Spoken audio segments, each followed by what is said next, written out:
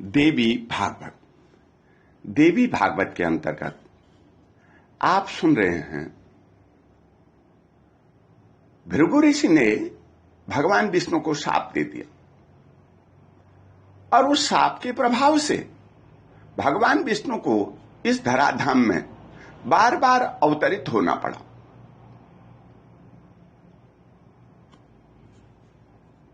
नर नारायण के रूप में उनका अवतार हुआ।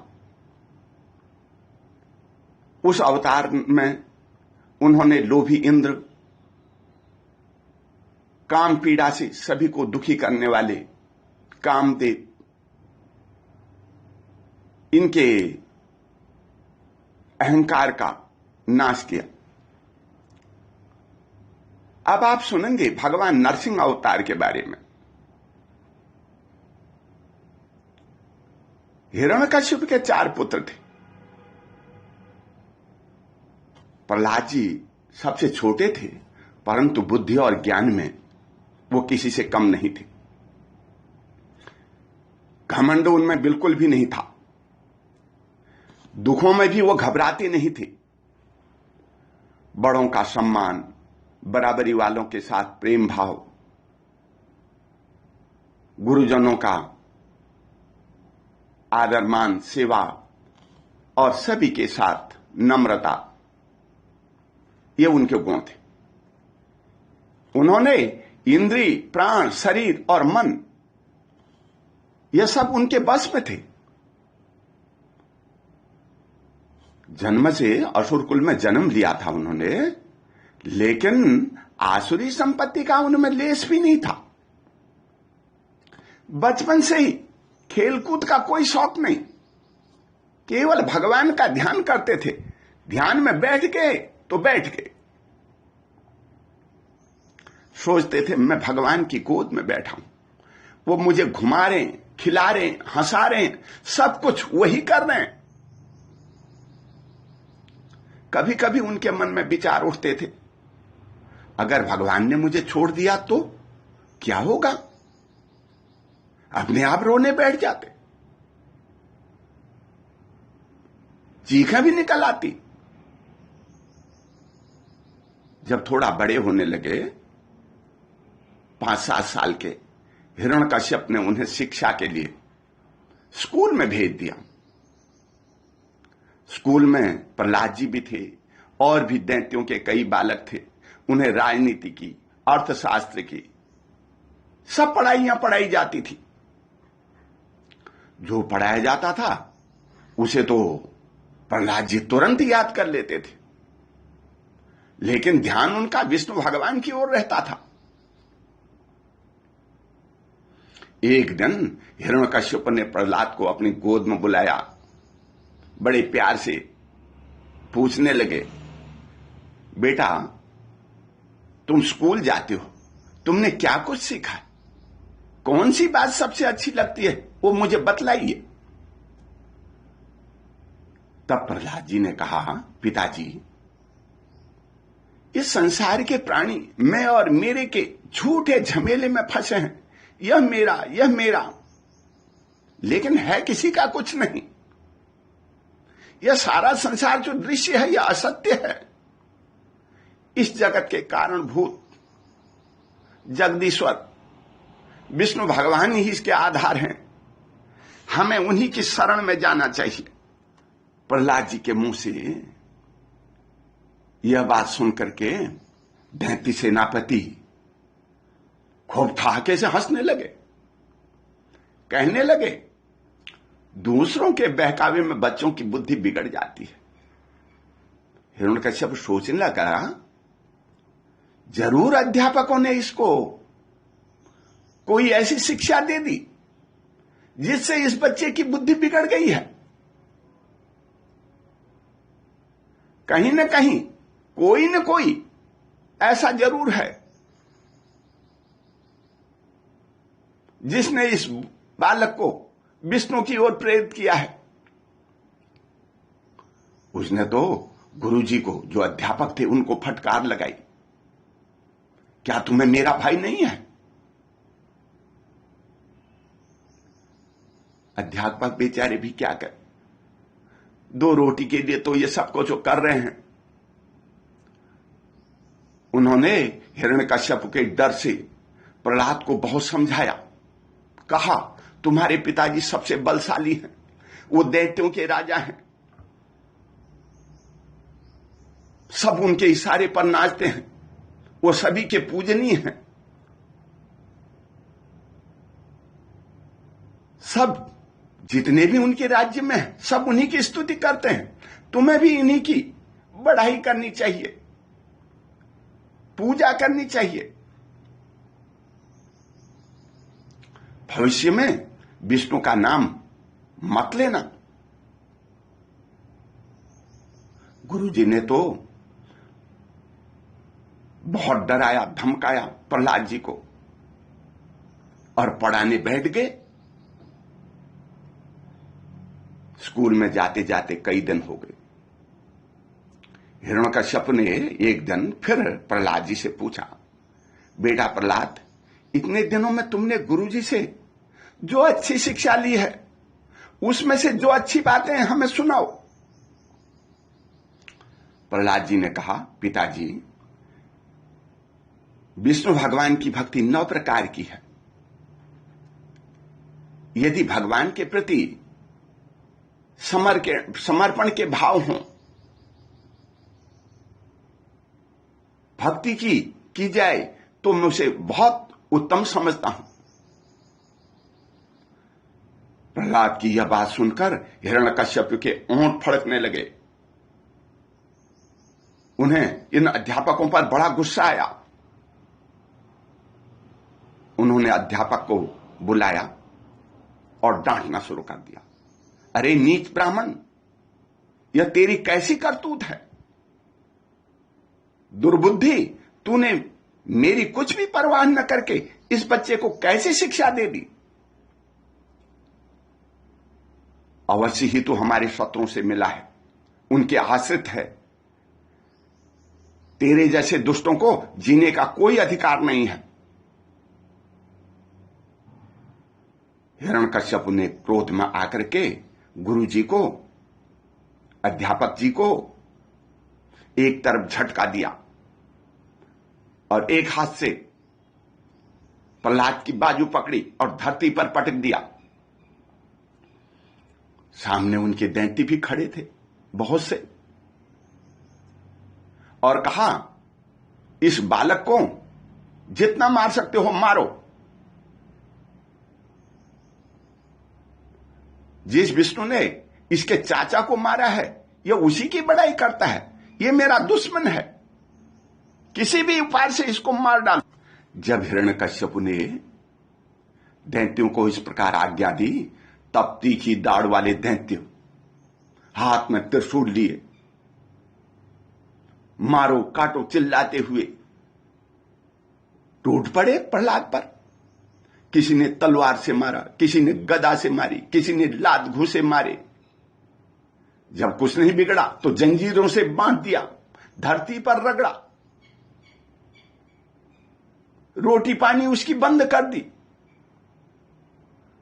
परंतु प्रहलाद जी के शरीर पर तो कोई असर ही नहीं पड़ा।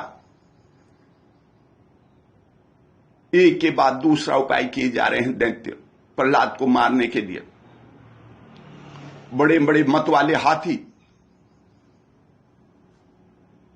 कुचलने के लिए वहां पर ले आए गए। विषधर सांप उनके बीच में छोड़ दिया प्रहलाद जी को, अपने आप डसेंगे। पहाड़ की चोटी पर ले गए, वहां से गिराया, फिर भी कुछ नहीं बिगड़ रहा है। फिर तो संभरासुर नाम का एक दैत्य था, बड़ा मायावी, उसको बुलाया गया। उसने भी अपनी माया के बल पर के बच्चे को झकझोरना शुरू कर दिया, डराना शुरू कर दिया, काल कोठरी में बंद कर दिया, समुद्र में फेंक दिया, आग में जलाया। परंतु प्रहलाद जी का तो कुछ बिगड़ा ही नहीं। अब क्या करें, यह बालक तो मरता ही नहीं है, शांत तो होकर के बैठा है। इसके साथी बालक भी इसी की हां में हां मिलाए जा रहे हैं। यह तो धर्म और नीति की बात करता है, सत्य असत्य की बात करता है, विष्णु की स्तुति करता है। यह अधिक दिन तक जीता रहा तो ये सब बच्चे यह सब कुछ सीख जाएंगे, इसी की बातें सीख जाएंगे।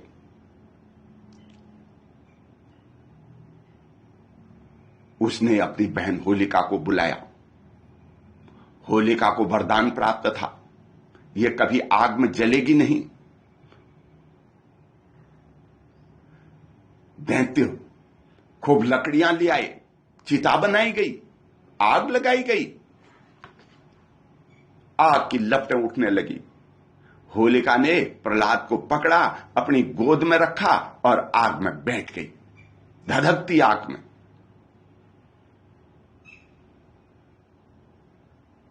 परंतु प्रहलाद जी का यहां भी कुछ नहीं बिगड़ा। देखते ही देखते होलिका जल गई, राख की ढेरी बन गई। प्रहलाद जी तो मुस्कुरा रहे हैं, ओम नमो नारायणाय, ओम नमो नारायण जब करते जा रहे हैं।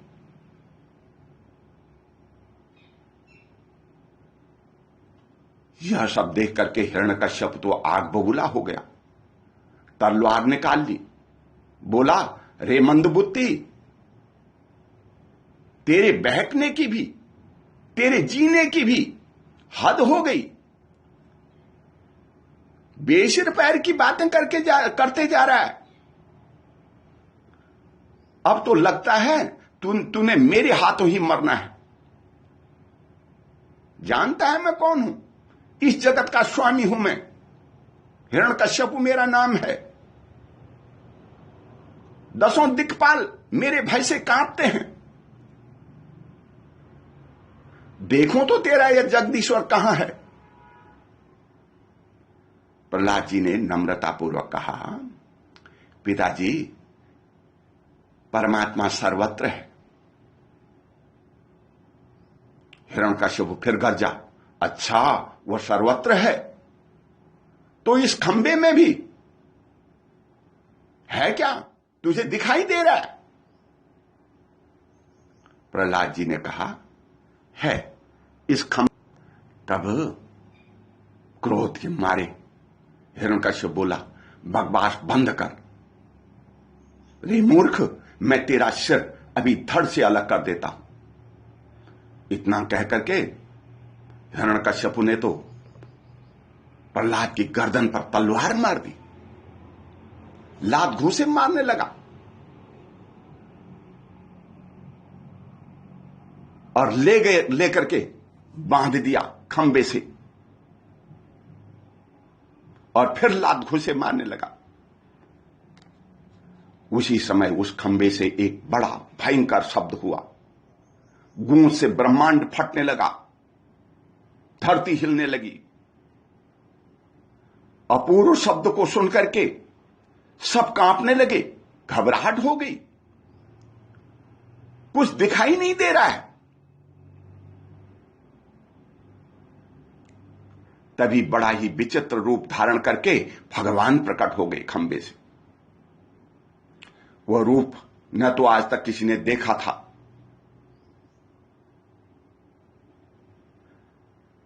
पूरा शेर भी नहीं था, न मनुष्य ही की ही आकृति लग रही है। अरे ये क्या? देखकर हिरण्यकश्यप भी डर गया।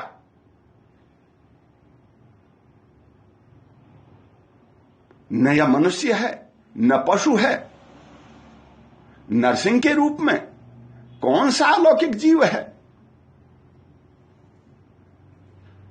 हिरण्यकश्यप कुछ सोच पाता, इससे पहले ही नरसिंह भगवान खड़े हो गए। बड़ा डरावना स्वरूप, पीली पीली आंखें, बड़े विकराल बाल, तलवार की तरफ लपलपाती लाल लाल जीभ, फूली हुई नाक, मुंह तो देखो जैसे पहाड़ की गुफा हो, छाती चौड़ी, सैकड़ों भुजाएं, तीखे नाखून। दैत्य तो इस डरावनी आकृति को देख करके ही भाग खड़े हुए। हिरण्यकश्यप सोचने लगा, हो न हो, यह महामायावी विष्णु ही है। इतना सोचते ही हिरण्यकश्यपु नरसिंह भगवान पर टूट पड़े, परंतु भगवान ने उन्हें ऐसे पकड़ लिया जैसे गरुड़ सांप को पकड़ लेता है।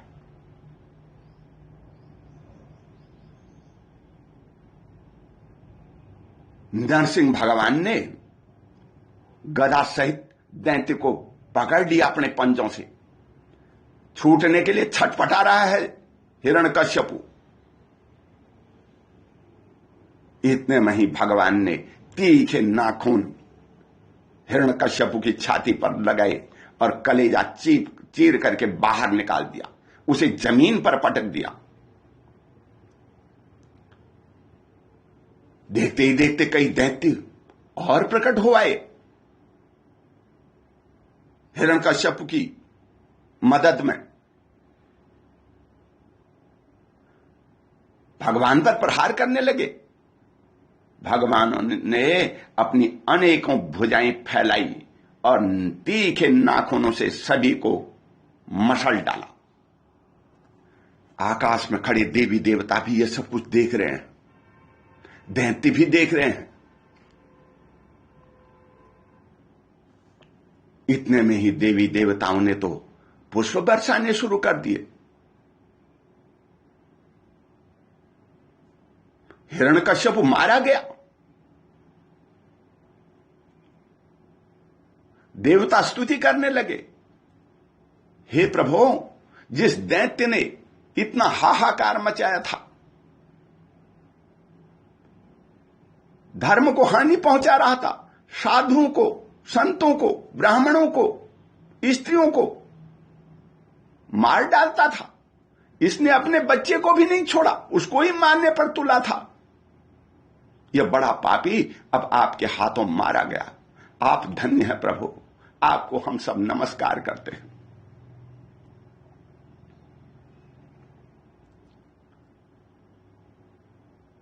हे प्रभु, ये हिरण्यकश्यप का पुत्र प्रहलाद आपकी शरण में आया है। अब इसका कोई रक्षक नहीं है, पिता मर चुका है। आप अपने भक्त की रक्षा कीजिए, रक्षा कीजिए। देवताओं की बात सुनकर भगवान ने कहा, जो भी मेरी शरण में आता है, जो भी मेरा ध्यान करता है, मैं उसको अभय कर देता हूं। उसे कोई मृत्यु नहीं सताती।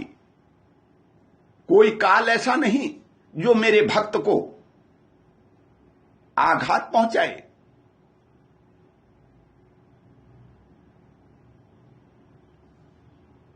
सब हाथ जोड़ करके खड़े हो गए। हे प्रभु, आप सबकी रक्षा करने वाले हो। देखते ही देखते नरसिंह भगवान अंतर ध्यान हो गए। भागवत की इस कथा से यही प्रेरणा मिलती है कि जो भगवान की स्तुति करता है उसका कोई बाल न बांका कर सकता है। इसलिए भगवान की स्तुति सबके लिए अनिवार्य है, वही सबके रक्षक हैं। इसी के साथ ओम शांति बोल। नरसिंह भगवान की जय।